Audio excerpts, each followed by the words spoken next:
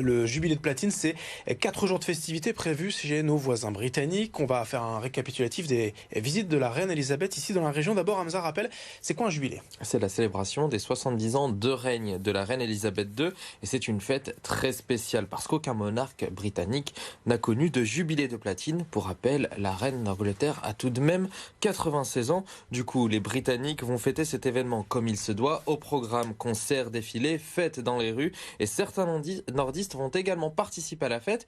Écoutez ce professeur d'anglais dans un collège de Mont-Saint-Barreul. Je vais me rendre à Londres ce week-end. Je suis impatient de participer à l'ambiance et à la ferveur du jubilé.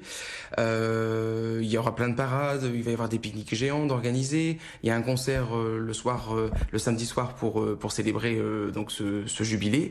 Et puis, bien évidemment, ça va être l'occasion de parsemer un petit peu les rues londoniennes, de voir un petit peu si je ne vois pas des Britanniques un petit peu farfelus, peut-être avec un costume Union Jack, et de ramener aussi des clichés un peu insolites pour mes élèves et pour les cours, histoire d'avoir des documents authentiques.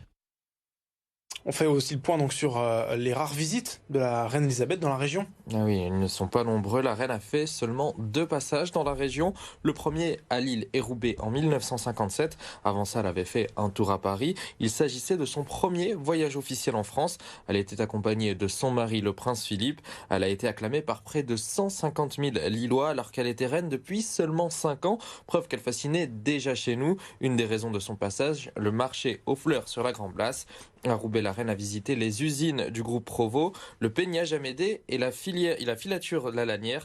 L'autre passage de la reine dans la région remonte au 6 mai 1994. C'était à Calais lors de l'inauguration du tunnel sous la Manche en compagnie du président de la République de l'époque, François Mitterrand. Hamza, est-ce que des festivités, des événements sont prévus aujourd'hui pour fêter ce jubilé? Alors pour célébrer l'événement, plusieurs communes du Nord Pas-de-Calais vont illuminer des bâtiments publics en bleu et rouge. Ce sera le cas des bâtiments du Grand Port de Dunkerque, l'Hôtel de Ville et la sous-préfecture. Même chose pour les hôtels de ville de Gravelines et Téteghem ou encore du phare du Touquet.